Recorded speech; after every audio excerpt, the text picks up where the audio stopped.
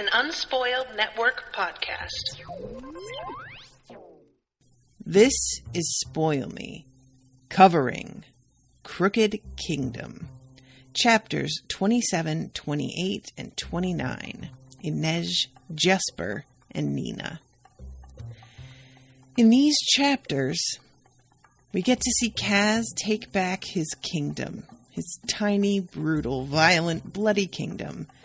And we also get to see exactly how they're pulling this con off. It's very satisfying. Welcome to Spoil Me.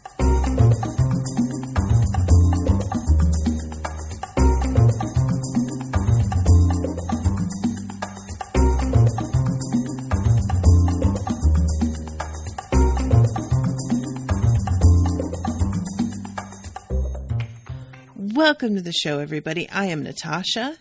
Thank you so much to Jaime for commissioning this episode. Jaime is out here missing this. I think she's at work. I've been texting her, kind of trying to update her on my internet issues because I'm starting this sort of late due to having a problem.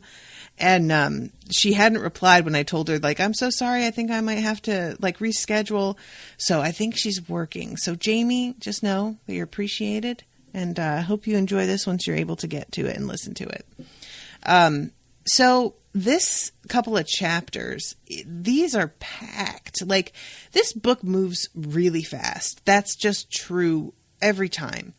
But there are certain sections that are very character development heavy. And that's fine. That's pretty much what I live for. You guys know that.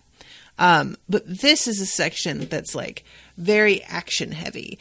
And it was not even the kind of action that tends to happen in these books where it's a confrontation out, the kind of action that I'm sort of used to is a lot less sly, especially in the past few episodes of coverage that I've done.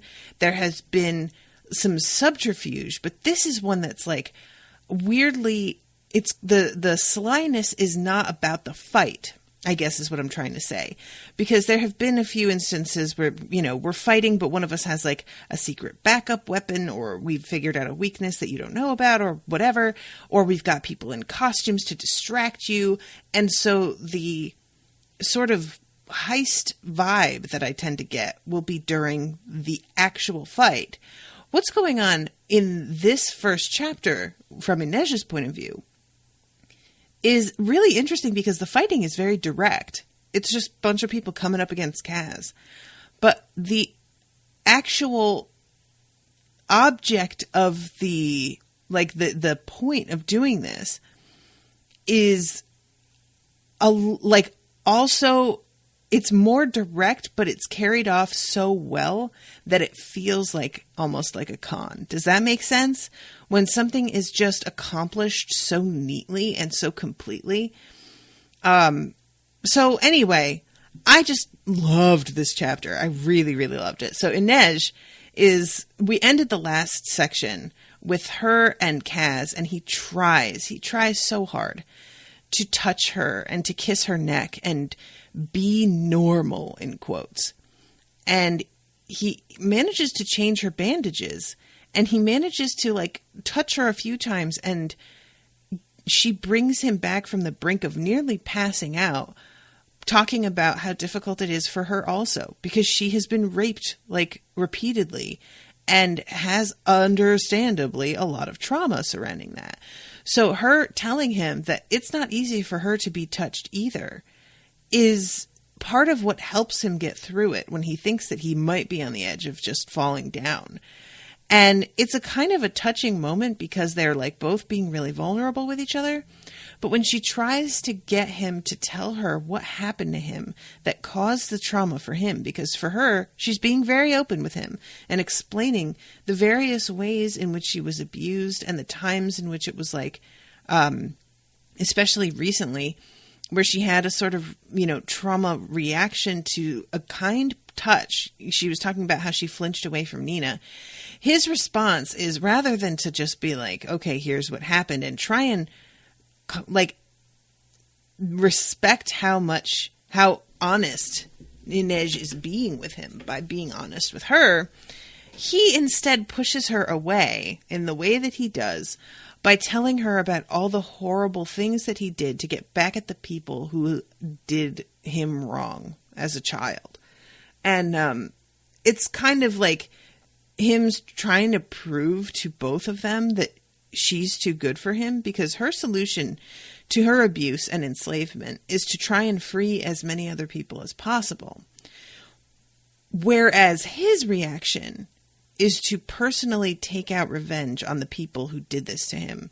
And for her, it's very interesting that Tante Helene isn't like a target. She's not talking about going and killing Tante Helene. She's talking about killing slavers and seeing the bigger picture.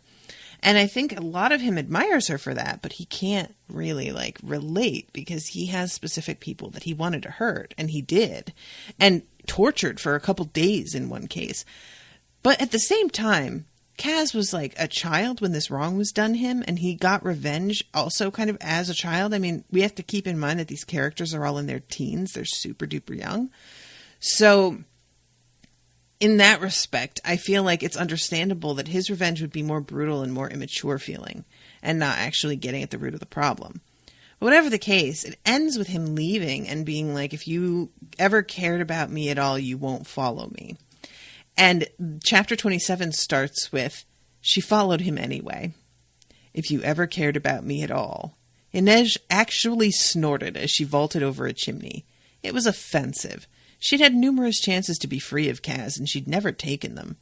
So he wasn't fit for a normal life. Was she meant to find a kind-hearted husband, have his children, and then sharpen her knives after they'd gone to sleep? How would she explain the nightmares she still had from the menagerie, or the blood on her hands? Two of the deadliest people the barrel had to offer, and they could barely touch each other without both of them keeling over. I love this. I love her facing the fact that, like, you know, there's a real tendency as human beings, when we see somebody who has experienced something traumatic, or somebody who is differently abled than us, and we all often will tend to be like, you can still have what everyone else has, and try and like comfort them by assuring them they can experience the same life anyone else does, because that's what everyone wants. And I feel like a lot of us fail to appreciate that that isn't necessarily true, and that's okay. We don't all have to want the same things. We don't all have to want marriage and children and a calm life. And you can say, you know what, maybe that won't be possible for you, and that not be a cruelty.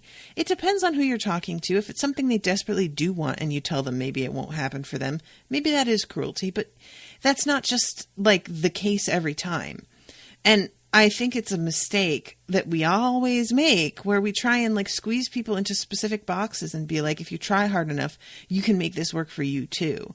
And that just isn't reality, and it shouldn't be something that we're aiming for, to force ourselves to do a thing that we don't fit with, you know? So I love the fact that she's like, yeah, maybe this won't be what I have in my life. And when I think about trying to have it, it feels ludicrous, because there is such a huge part of me, and that is a part that I will never be rid of. It's not like dealing with trauma doesn't mean the trauma goes away. It doesn't mean the memories of it go away. It doesn't mean that things you learned from that trauma go away, and behaviors and whatnot. It just means that you learn to cope with it in a healthy way. And so she's sort of saying here, the idea is for a lot of people that I'm going to like learn to cope by being healthy. And that means putting away my knives and not being an assassin anymore.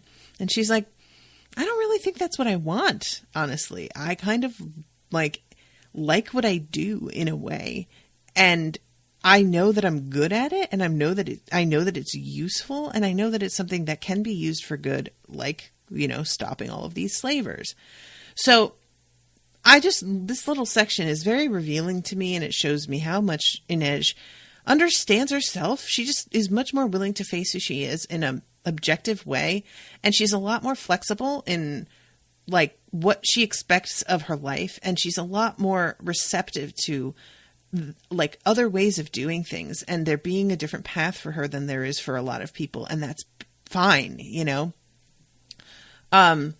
So she starts like, as she's following him, because this is like a little bit tough for her. She is really still injured. She's got bandages all over her. At one point she's like, she's sliding down a drain pipe, and the like bandage on her thigh catches and like pulls open again. And it's just like fucking painful to read. But she's thinking of Dunyasha, the woman that she fought who almost killed her. She wanted to believe she would emerge victorious after when she fought Dunyasha again, but she could not argue with Dunyasha's gifts. Maybe she really was a princess, a girl of noble birth trained in the killing arts, destined for greatness, like a heroine in a story.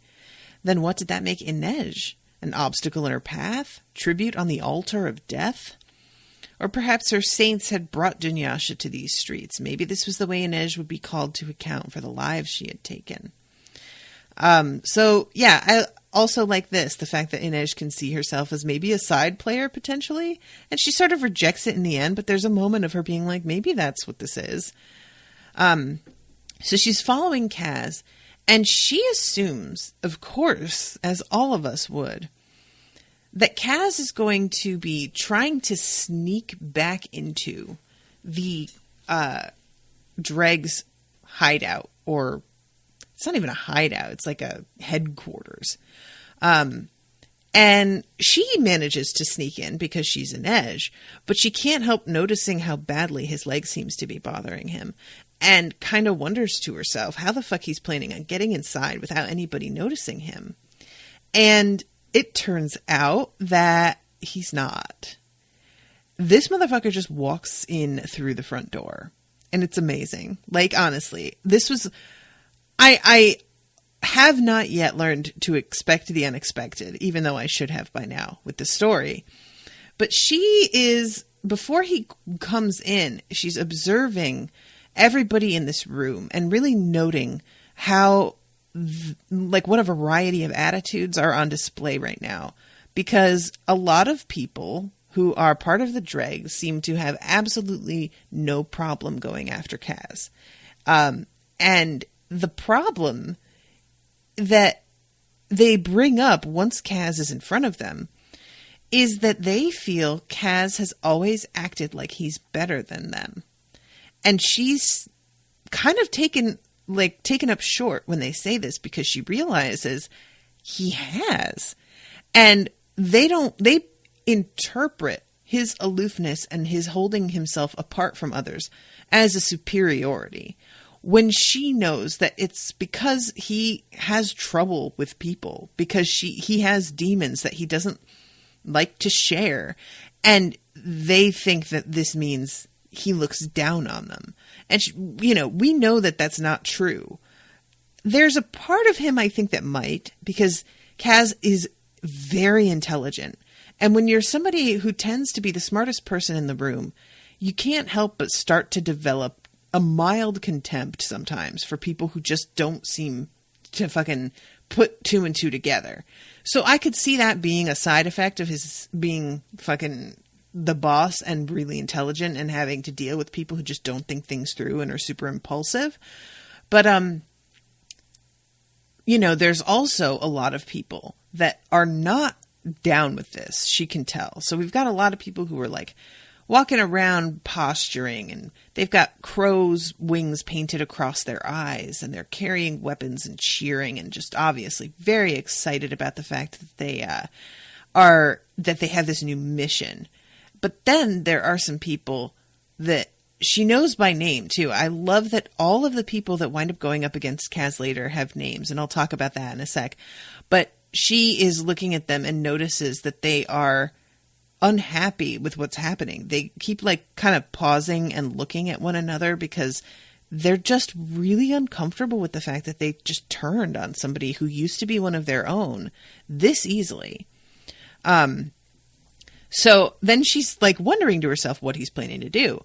Had he entered his office for a reason, or simply because it was the easiest point of access from the roof? Did he mean to speak to Per Haskell alone? The entirety of the staircase was exposed to the entryway. Kaz couldn't even start down it without attracting everyone's notice, unless he planned to do it in disguise. And how would he negotiate the stairs on his bad leg without recognizing him? And at this point, Per Haskell comes out of the office. His office, because Kaz and him apparently have separate ones, or else he would have noticed Kaz by now. He was dressed in high flash for the festivities today. With one hand, he was waving around the plumed hat he favored so much. In the other, he carried a walking stick. Someone had secured a cartoonish papier-mâché crow atop it. It made her sick. Kaz had been better than a son to Haskell. So yeah, I didn't put it together until Kaz comes down later, that was meant to be a direct, like, jab at the fact that Kaz has a crow's head on his walking stick and they're fucking mocking him. It took me until, later when he's holding both of them and she notices that. But I really like, even if it was not meant to be a jab at Kaz directly, the fact that it's like, almost seem, and this is what it turns into later, but it almost seems like he's mocking the crows themselves. I was a little surprised at it that he doesn't seem to see that. And then later on, that's precisely what it looks like to everyone else once they stop and really like take a gander. So Bastian says, "Think we'll land him tonight, old man?" Haskell lifted the walking stick like a scepter. "If anyone's going to get that reward, it's one of my lads. Isn't that right?" They cheered. "Old man." Inej's head snapped up as Kaz's rock-salt rasp cut through the noise of the crowd, silencing the rowdy chatter. Every eye turned upward. He stood at the top of the stairs, looking down 4 flights of rickety wood. She realized he'd stopped to change his coat. That's my favorite. And it clung to him in perfectly tailored lines. He stood leaning on his cane, his hair neatly pushed back from his pale brow, a black glass boy of deadly edges. Is that the best sentence? Oh, I love it so much. So Haskell just stares at him in shock for a second and then is like, "You are fucking nuts." And then suggests maybe Kaz is here to turn himself in. And Kaz says, "I'm through making you money," which, if that isn't the best diss, really, it's like sums everything up. You think I'm doing you a favor? No. You think that I don't know you're here because of me? You have what you have because of me? I know, and so does everybody else. I'm the one who put this all together. And let's see, the Dregs didn't know the extraordinary things he'd achieved in the last few weeks. The prize he'd wrested from the Fjerdans, or the haul that might still be within his grasp. He faced them alone, a boy with few allies, a stranger to most of them despite his brutal reputation. "You got no friends here," shouted Bastian. Along the wall, Anika and the others bristled. Pym shook his shaggy head and crossed his arms. Kaz lifted one shoulder in the barest shrug. "I didn't come looking for friends, and I'm not here for the washed-up cadgers and cowards or the losers who think the barrel owes them something for managing to stay alive. I came for the killers, the hard ones, the hungry ones, the people like me. This is my gang, and I'm done taking orders." So at this point, Haskell sicks his guys on him, and is just like, "Go ahead, fucking kill him." And there's a moment where nobody moves, and Inej is hoping for a split second that they're all just going to, like, decide Haskell's full of shit, we're not doing this.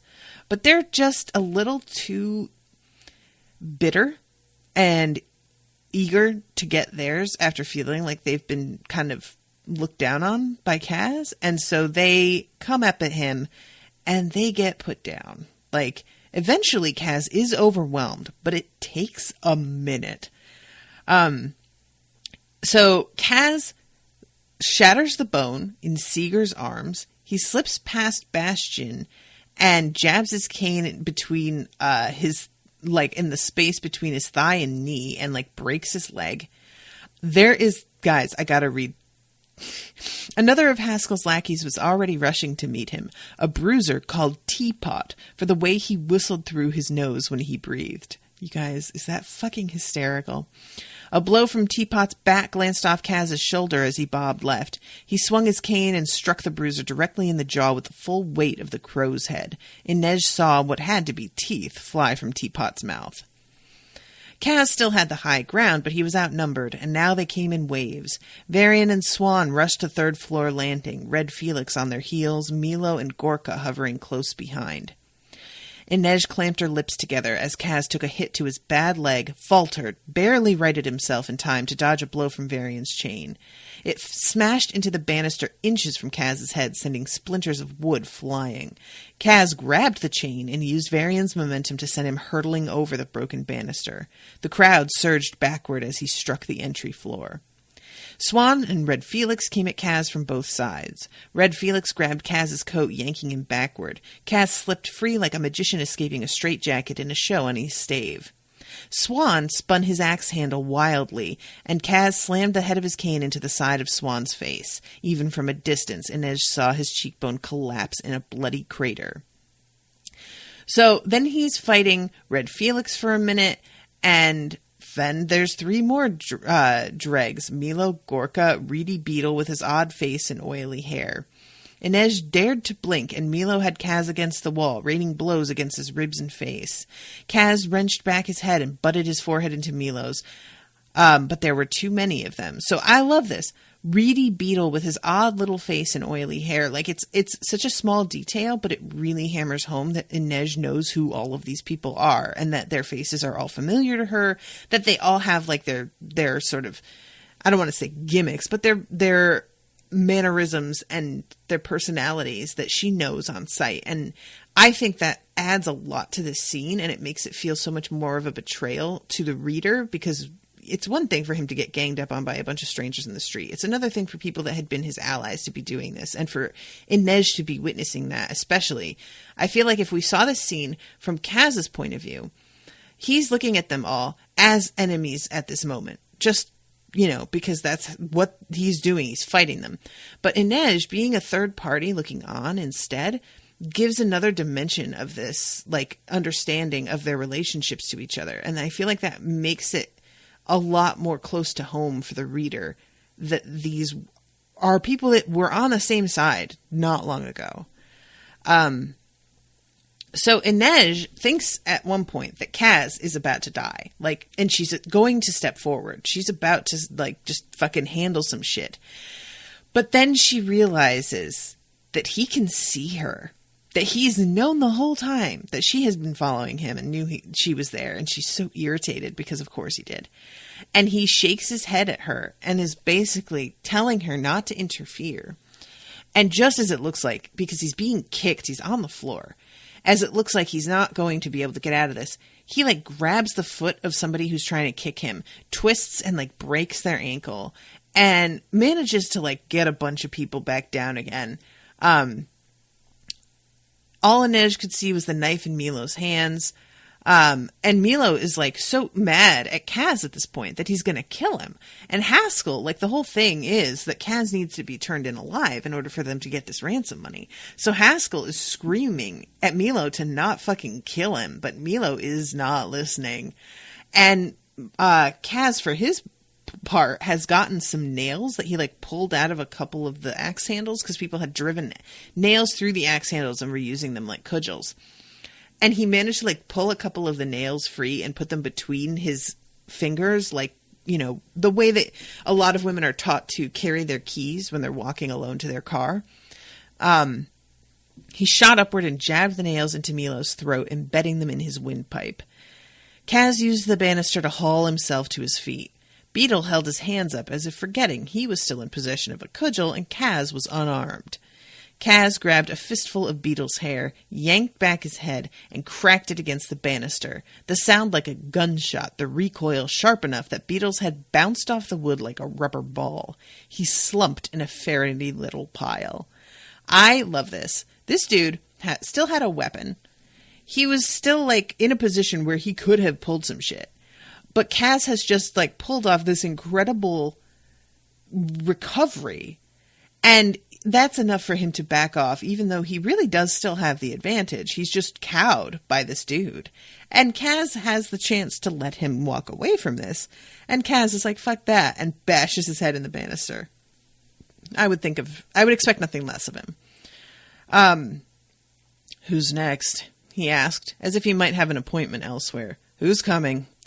This is what I do all day long. I fight. When was the last time you saw Per Haskell take a punch? Lead a job? Hell, when was the last time you saw him out of his bed before noon? You think we're going to applaud because you can take a beating? Per Haskell sneered. It doesn't make up for the trouble you've caused. Bringing down the law on the barrel, kidnapping a mercher's son. I told you I had no part in that, Kaz said. Pekka Rollins says otherwise. Good to know you take a dime lion's word over one of your own. An uneasy murmur passed through the crowd below like wind rustling leaves. Your gang was your family, the bond strong as blood. Now some of the dregs were muttering to one another, as if they'd never considered Van Eck might have trumped up the charges. Of course they hadn't. Van Eck was quality. Why would an upright mercher make such a charge against some canal rat if it wasn't true? And after all, Kaz had gone to great lengths to prove he was capable of anything. So at this point, like, there's a bit of a back and forth with Kaz and Per Haskell about what's true and what's not. And Per Haskell finally says that he didn't ask for this trouble. And in response, Kaz is like, yeah, well, you've wanted everything else that I've brought you. These walls would be falling down around your head. You've taken every bit of money and luck I've handed you. You ate up the profits from the Fifth Harbor and the Crow Club like it was your due. Let me do your fighting and your dirty work. You all benefited. You reaped the rewards, but the first chance you get, you're ready to cozy up to Pekka Rollins for the pleasure of fitting me for a noose. And then ends it with, but I'm not angry. And I love this. Inej could have sworn she sensed their relief. Then she understood. The fight was just the opening act. They knew Kaz was tough. They didn't need him to prove it. This was about what Kaz needed. To attempt a coup against Per Haskell, he would have had to seek out the dregs individually, wasting time and risking capture on the streets. Now, he had an audience, and Per Haskell had been happy to welcome one and all a bit of entertainment. But this was a bloody rite, and Per Haskell had let the congregation gather, never realizing the real performance had yet to begin. You know what makes me mad? What really gets me riled? Seeing a crow taking orders from a dime lion. Watching you parade around after Pekka Rollins like it's something to be proud of. One of the deadliest gangs in the barrel, bending like a bunch of new lilies. And Per Haskell argues that what he did by making deals with Rollins was keep his people safe.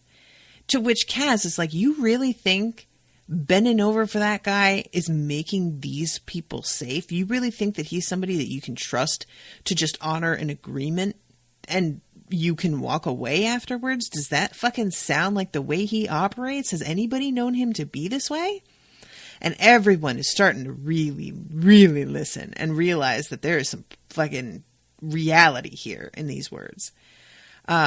Per Haskell was leaning, that's right. Inej could see the people nearest Per Haskell leaning slightly away from him now. A few were taking long looks at him, at the feather in his hat, at the walking sticks in his hands, Kaz's cane that they'd seen wielded with such bloody precision, and the fake crow cane Haskell had contrived to mock him. I love this. I love it. It's something that he starts off as trying to make a big joke out of Kaz, and it turns around and bites him in the ass and makes him look like the joke, and it's so wonderful. I love it. And he says, in the end, I'm not your friend. I'm not your father. I'm not going to offer you whiskey or clap you on the back and call you son. But I'll keep money in our coffers. I'll keep our enemies scared enough that they'll scurry when they see that tattoo on your arm. So who do you want in that doorway when Pekka Rollins comes to call? I may not walk straight, but at least I don't run from a fight. And he starts walking down, and there's a bit of like indecision for a moment in everybody's eyes on whether or not they're going to stop him and say anything to him. And finally, the crowd just basically parts in front of him as if it's already decided. I love it so much. This is just so satisfying, you guys. Get Rollins' men, Per Haskell commanded Varian. Raise the alarm. But Annika drew a long knife and stepped in front of the entry door. You a dime lion? She asked. Or are you Dregs? Slowly, his limp pronounced but his back straight, Kaz made his way down the final flight of stairs, leaning heavily on the banister. When he reached the bottom, the remaining crowd parted. Haskell's grizzled face was red with fear and indignation. You'll never last, boy. Takes more than what you got to get past Pekka Rollins. Kaz snatched his cane from Per Haskell's hand. You have 2 minutes to get out of my house, old man. This city's price is blood, said Kaz, and I'm happy to pay with yours. Guys, it's good shit. It's good shit. There's so few moments, all like in a variety of different mediums, books, TVs. There are a lot of moments where there is like the final comeuppance against somebody who has done wrong. And a lot of times it just doesn't feel like it's really resolved, even though there's supposedly this big confrontation. You know, like, let's take an 80s movie, for example, where there's somebody who's like been doing a lot of bullying or shitty things, a lot of like these 80s teen movies or college movies. And the end is just like the person who has been doing this getting humiliated in the moment.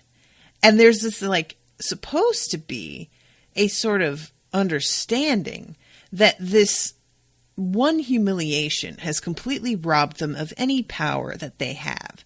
But the thing is, even as a kid, I understood a lot of times if you're going to humiliate somebody who is a bully, what winds up happening is that they retaliate even worse. Like it's poking a bear. And so for me, I always found those like endings to be very unsatisfying because it felt like you are just putting off the inevitable confrontation. And I love this because what it is doing is getting at the root of this guy's power, which is his gang that he's had to defend him so that he has not had to defend himself. It is getting at the root of why people follow him, and Kaz pointing out that that's short-sighted. And so it's not him bullying people. It's not him forcing them to take him on as a leader or else they will be hurt. It's him appealing to their fucking self-preservation and their greed and being like, I know what you guys want, and I really, frankly, want the same thing.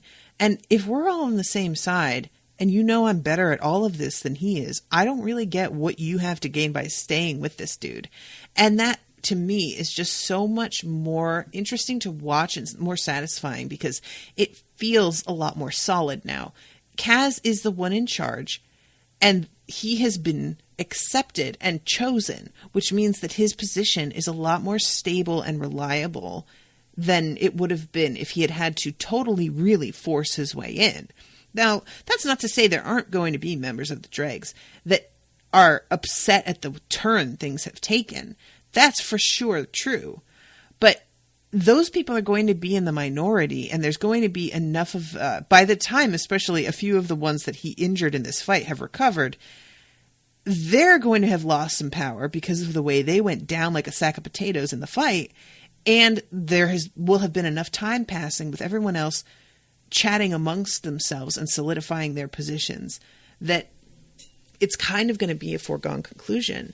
So I really, really enjoy the whole way this goes down, the way Kaz handles it, and the surprise of him doing it this way. It was so great. So, okay, chapter 28, Jesper.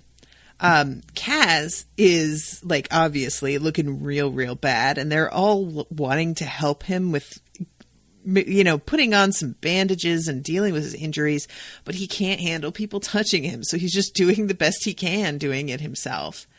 Inej comes in at one point and gives him a note. She says, "I gave your letter to the guard at the door and it did the trick. They brought me directly to 2 members of the triumvirate, Genya Safin and Zoa Nazyalensky."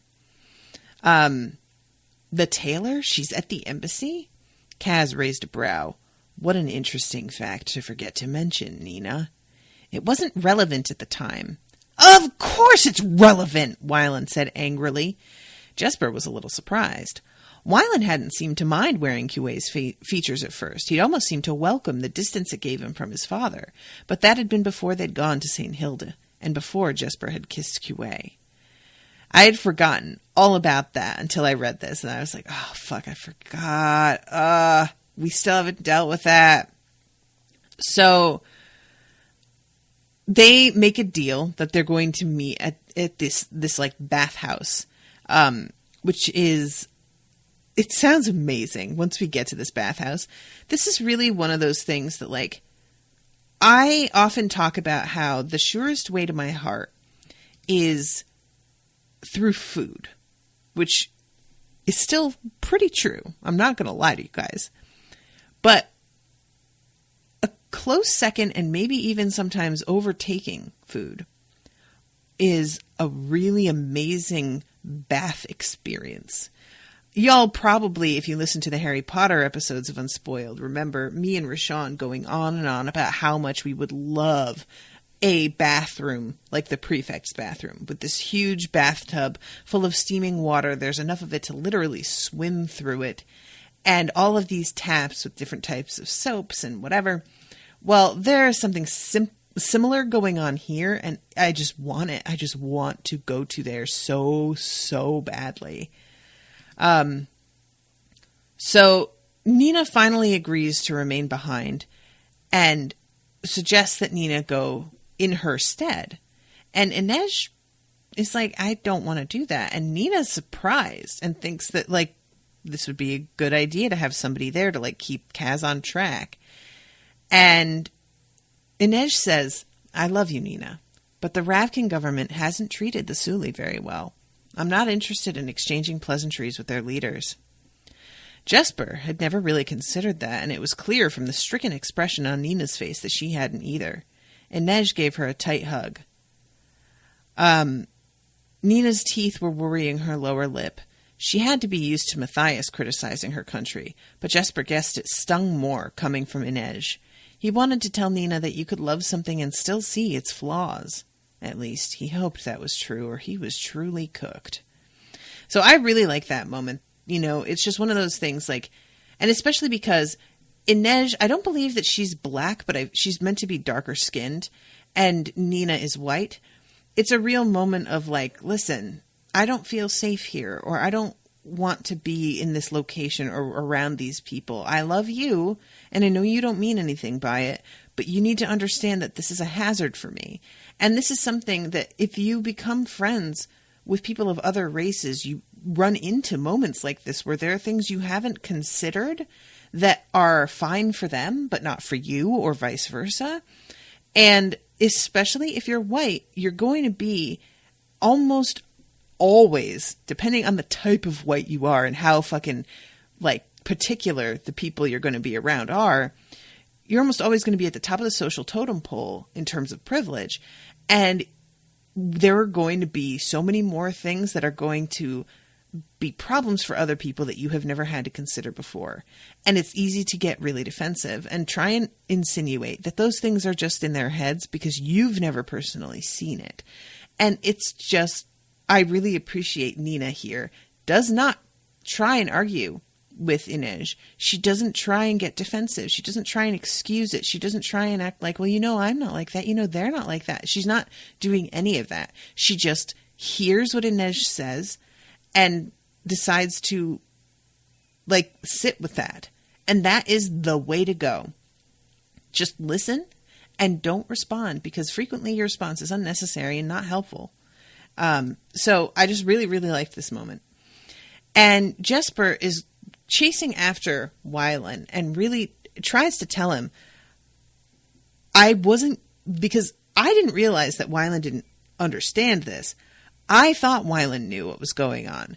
And in a second, it turns into what I thought. But at first, Wylan stops short and is surprised when he realizes that Jesper kissed Kuwei because he thought Kuwei was Wylan.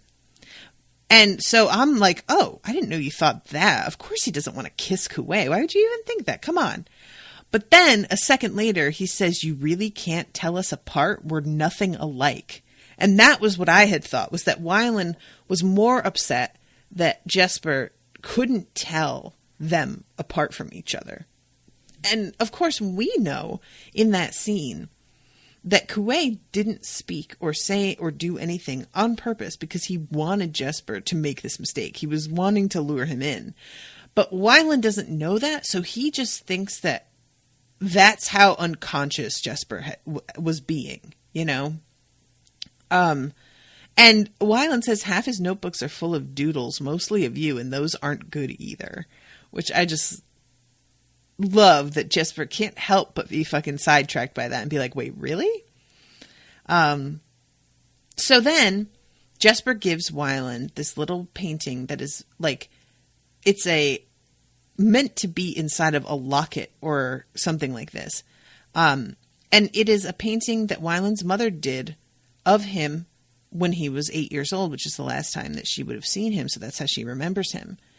And Jesper is like, you know, I think that this could probably be useful because this is not a world in which there are photos of Wylan from before.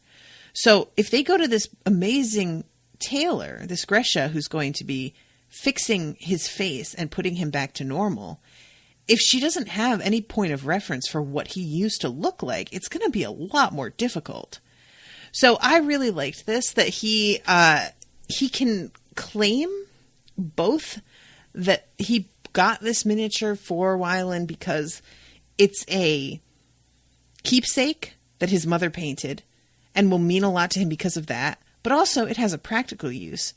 And Wylan really seems to feel that. And it seems like things have been sort of forgiven and forgotten by this point because they go down to the baths together. So this guys, I love it so much. They follow the sound of running water to a room with a large circular pool at its center, surrounded by a colonnade of arches. Through them, Jesper could see more pools and waterfalls, coves and alcoves, every solid surface decorated in glittering indigo tiles. Now this Jesper could get used to. Pools of steaming water, fountains dancing and burbling like guests at a party, piles of thick towels, and sweet-smelling soaps. A place like this belonged in the Barrow, where it could be properly appreciated, not in the middle of the financial district. Yeah, I agree. So I just really, in my heart, just want to hang out and be in the baths, but we have to get on with business. So they're meeting, Zoya and Genya, and there is also a third dude there who apparently is like a man after Jesper's own heart. It turns out that he is somebody Jesper has heard about. His name is Sturmhund, and he is in possession of some beautiful guns that Jesper can't help but admire, and also is a privateer, a pirate. Jesper says, "Do you really have a flying ship?" "No." "Oh, I have several. Take me with you." Kaz didn't look remotely entertained. So, Kaz goes off and talks shop with Zoya, while he leaves Wylan to basically fend for himself with Genya. Because I think Wylan just expected Kaz to make this deal on his behalf without having to step in for himself at all. And Kaz is just like, dude, you're getting old enough that you're going to need to learn how to like deal with people and figure this stuff out for yourself. And he, it turns out, is lucky in his first attempt because Genya is very soft-hearted and wanting to help. And when he says that, like, he doesn't have anything to bargain with, there's this moment where Genya rolled her single amber eye. "Why are the Kirch so focused on money?" says the woman with a bankrupt country, murmured Jesper. "What was that?" snapped Zoya. "Nothing," said Jesper, "just saying Kirch is a morally bankrupt country." Oh my God, I love it. Come on, Jesper. So,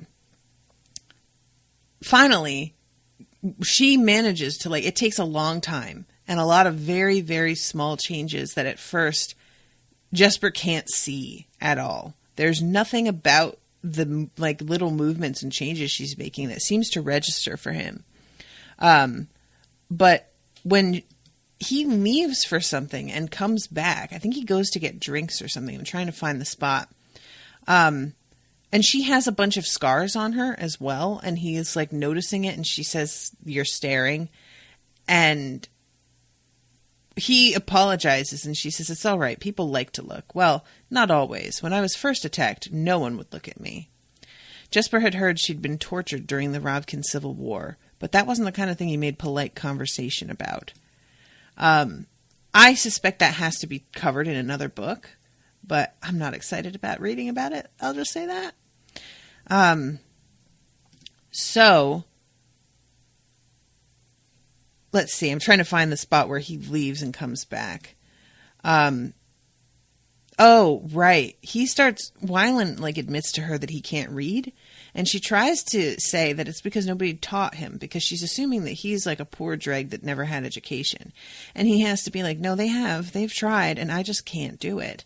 And he is doing this to try and facilitate a moment for Jesper to come forward and admit that he's a fabricator and that he never was taught, and, you know, trying to get him to embrace the fact that he has a skill that he doesn't use.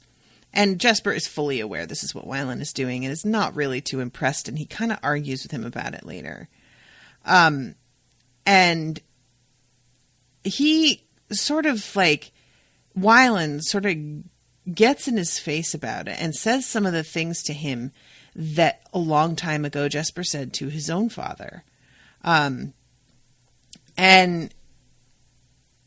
just, why run from the amazing things you can do? And he says, "I'm a great shooter. I'm a bad gambler. I know who I am and what I can and can't do. Why can't that be enough?" And he says, "Has it ever occurred to you that your Grisha ability might be part of the reason you're such a good shot? I've seen you manipulate metal. I've seen you direct it. What if you don't miss because you're directing your bullets too?" That was ridiculous. He was a good shot because he'd been raised on the frontier. He understood guns. His mother had taught him to steady his hand, clear his mind, sense his target as see it. His mother, a fabricator. No, that's not how it works. But what if it was? Oh, I love it. That never even occurred to me, and it makes so much sense. Why do you have to say things like that? Why can't you just let things be easy? Because they're not easy, Wylan said in his simple, earnest way. You keep pretending everything's okay. You move on to the next fight or the next party. What are you afraid is going to happen if you stop? And at this point, they kiss, and Jesper just completely loses his mind and is so into it. Slowly, inevitably, they broke apart. "Wylan," Jesper said, looking into the wide blue sky of his eyes, "I really hope we don't die." So, I got 10 minutes to cover chapter 29, but I love this part. Nina was furious to learn that Genya had tailored not only Wylan, but Kaz as well, and she hadn't gone to watch. He let the tailor set his nose, reduce the swelling on his eyes so that he could actually see, and deal with some of the worst damage he'd taken to his body, but that was all he'd permitted. "Why?" said Nina. She didn't know when to stop," said Kaz. Nina had a suspicion that Genya had offered to heal Kaz's bad leg. "Well, you look like the worst kind of barrel thug," Nina complained. "You should have at least let her clean up the rest of your bruises." "I am the worst kind of barrel thug, and if I don't look like I just trounced 10 of the best toughs on Pear Haskell has to offer, then no one's going to believe I did. Now, let's get to work. You can't throw a party if nobody gets the invitation." So this is the whole like con is convincing everybody that they need to come and take meetings with this fictional character that Kaz has been working on setting up without telling anybody until, a few chapters ago. And they have also put out the ad that Kuwe Yulbo, son of Bol Yulbayor, is making available his service and offer his indenture at the market. So, obviously, this has caused a complete uproar. People know who he is and what's going on with him. And the fact that there is somebody who is marketing Jorda, which is what Jesper's father, he's supposed to be like a Jorda dealer kind of. There's a better word, but I don't remember it. But he is in the perfect position to be wheeling and dealing, and people want to talk to him because if they can get both Bayur and a Jorda farmer, then they will be set for creating this product that is going to basically be like the new crack. So yeah, it's fucked up, but it's how it works. So the doors to the Stadhall were closed to the public, and the Merchant Council was said to be in an emergency meeting to determine whether they would sanction the auction. This was the test. Would they support the laws of the city? Or, given what they at least suspected about Kuwe, would they falter and find some way to deny his rights? I love that. They have to, really, this is all about image. And that's how so much of politics work. And they, of course, wind up validating the auction. And then they start talking about what they're going to do with Colm, Jesper's dad. And the thing is, Colm isn't a great liar. So they've had to give him a lot of coaching and take him through a lot of moments to make sure that he knows the way to respond to certain things. And it's really evident that he's taking it seriously. Like, this isn't somebody who's involved in this and feeling like put upon. He wants to do well because he cares about his son and he knows this is super important. So this actually winds up going really well. In a way, they had Van Eck to thank for the ease with which Kaz baited the trap. Dressed in Stadwatch uniforms, Annika and Pym stopped Smeat's messengers with impunity, demanding to see their identification while their bags were searched. The documents inside were confidential and sealed, but they weren't after the documents. They just needed to plant a few crumbs to entice young Carl Dryden. Sometimes, said Kaz, a proper thief doesn't just take, he leaves something behind. Working with Specht, Wylan had created a stamp that could be pressed to the back of a sealed envelope. It gave the impression that the envelope had absorbed the ink from another document, as if some thoughtless clerk had left the paper somewhere damp. When the messengers delivered Dryden's files, if he was curious at all, he'd at least glance at the words that seemed to have leached onto his packet of papers, and he'd find something very interesting indeed, a letter from one of Smeat's other clients. The client's name was unreadable, but the letter was clearly an inquiry. Did Smeat have knowledge of a farmer named Johannes Rietveld, the head of a consortium of Kirch and Zemeni Jorda growers? He was taking meetings at the Geldrennen Hotel with select investors only. Would an introduction be possible? So that's genius. It's got it's planting the information. It's making it seem like you have to be special and exclusive to get access. It's making you feel like you've really gotten in that nobody else has because you've got some other means of getting information because of this accidental thing. So you can pretend to have connections or something when in fact it was pure chance, which gives people this feeling of superiority, which makes them cautious. So I just love the whole combination of it. It's just really, really smart. Colm always sat a good distance away from any other customers, ordered extravagantly, and spoke with his guests in hushed tones. The content of the discussions were completely benign, crops, interest rates, but no one in the dining room knew that. Everything was done in conspicuous view of the hotel staff, so that when members of the Merchant Council came asking about how Mr. Rietveld spent his time, they got the answers Kaz wanted them to. So yeah, again, it just makes it look like he's taking these really important clandestine meetings, but in fact it's just nothing. It's just him having meals with people and entertaining people. And Nina is present, and she's acting as an interpreter. And she's a little bit nervous about this, because she's not unrecognizable, and she's doused herself in that coffee extract because she's still afraid that some of these hunters for Grisha are going to come down on her. She's not outside in the open, but nevertheless, it's kind of like worrying her. So Nina appreciated the attention Kaz had paid to Colm's appearance. He was still dressed as a farmer, but Kaz had made a few subtle improvements. A finer coat, polished boots, a silver tie pin set with a small chunk of raw amethyst. These were the signs of prosperity that the Murchers would notice and appreciate. Nothing too gaudy or loud, nothing that might provoke suspicion. Murchers were like most men. They wanted to believe they were the ones doing the courting. I love that line, if that isn't the truest thing. The power dynamics, y'all. So she's like feeling a little bit more confident, because at first Colm was awkward enough that she was concerned about it. But they've done enough of these meetings now that he's really started to get his stride and feel more comfortable playing this role. Finally, they're like sort of waiting to see if any of the merchants from the Merchant Council are going to make a meeting with him. And it's gone on a while and nobody has mentioned it. And then finally, they have somebody request an appointment from Carl Dryden. And it says if they wanted to hook Dryden, they need to make sure other bigger fish were interested in the bait. Nina and Colm had gone through their morning meetings, and she'd done her best to try and calm him. At 11 bells, she spotted 2 men in Stead Murcher black entering the dining room. They didn't pause to ask the host where to find Johannes Rietveld, but walked directly to his table, a sure sign they'd been watching him and gathering information. Colm initially acts pretty nervous, and she's like, oh, fuck, this is going to backfire. But he starts to really get it together. And he says initially that he can't meet them because his day is booked. Like, they haven't made an appointment, but they just show up.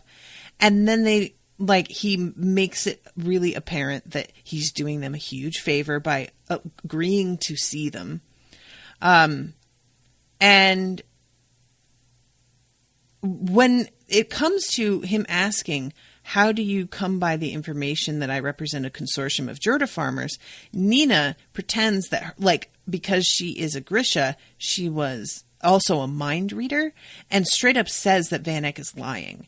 And Van Eck gets defensive and tries to, be like, well, it made our way through Cornelius Smeat's office. And then he sort of pushes it so that what at first seemed like an advantage to Colm turns around and says, how is it that you appeared in Ketterdam at such a fortuitous time? Why choose now to start a Jorda consortium? So much for the defensive, but Kaz had prepared Colm for this. If you must know, a few months ago someone began buying up Jorda farms surrounding Cofton, but no one could discover his identity. Some of us realized something must be brewing, so we chose not to sell to him, and instead started our own enterprise. An unknown buyer? Asked Dryden curiously. Van Eck looked a bit ill. So, reminder, Van Eck is the one. He was the one doing all this secret shit and about to totally dick over the Merchant Council. And they still don't know that. So they're about to out him, and he has to really backpedal to try and keep the attention off of this topic and off himself. And it's beautiful. It's wonderful to watch him being so uncomfortable and realizing that shit might hit the fan any second and he needs to fix this. So Dryden, because he's they're talking about maybe trying to find out who this person is. And Dryden's like, maybe we don't need to move quite so soon because we don't know exactly what's happening if there's another person who's out here trying to buy up these farms. And Colm finally takes this hint and is like, all right, well, if you are done here, then I guess we're done here. So, and Dryden asks what the stake price is. And Colm says that he doesn't have a price set. This is something that they would need to consider. And inevitably, Van Eck suggests something that's kind of borderline illegal. The upcoming auction has freed us to pursue new investments. We're prohibited from influencing the outcome of the auction, but an investment in your fund is well within the law and could be mutually beneficial to us both. So he continues on in this vein, and Colm is like, look, I'd need time to consider this. And, is even suggests that maybe the Merchant Council might back out of something if it doesn't work out, which Dryden takes a bit of offense to. And Van Eyck says, give us 48 hours, and Colm's expression was apologetic. I'm afraid I must finish my business here by tomorrow night. I've already booked passage. The harbors are closed, said Van Eyck. You're not going anywhere. Jesper's father directed a cold, gray glare at Van Eyck that raised the hair on Nina's arms. I feel distinctly bullied, Mr. Van Eyck, and I don't like it. I love it. I love it. You know, he's like playing a part, but he manages to pull out some of that daddy vibe, that daddy energy. And he's like, we're not playing that game. So finally they're like, all right, fine. We'll ask that you make no decision. Just give us a chance. And Colm is leaving when Van Eyck mentions to Nina that he recognizes her as somebody who has worked with Kaz Brekker in the past. And she just straight up is like, yeah, I have. And then says, but I don't know where he's taken your son. And he wasn't really intending to mention that here, but gets sort of uptight when she does mention it and says I'm so sorry that he did this to you. I can't imagine how he even got to your son, because I would have thought you'd have great security. And I love it because this is something that nobody else has seemed to question how this could have happened. And the fact that Kaz, we know that Kaz is good enough to get through security, but we also know Wylan joined up because he was kicked out unceremoniously, and Van Eyck doesn't have, apparently, a good story prepared for how this all happened. So then he tries to say, well, he was at school, and then she's like, oh, the teachers must be so upset. And he's like, yeah, they are. He has no answer. And then she says, perhaps he fell in with bad company? Perhaps. I hope he didn't cross Kaz Brekker, Nina said with a shudder. Wylan wouldn't. Of course not, said Nina as she shook out the cuffs of her kefta and prepared to exit the dining room. Only a fool would. And that's the end of the chapter. So that's pretty great. It's a real good pin on it. I don't know if maybe she showed her hand a little too much by saying that, but I don't care. It's very, very happy making for me. So, all right, guys. Well, I'm going to wrap this up. Thank you all so much for listening and supporting the show. Thank you to Jaime again for commissioning this. And I see that there's another one coming up, so I don't have the date in front of me, but I know it's there, so I'm looking forward to that. And hopefully, I will see you all soon with a new episode. Toodaloo, motherfuckers.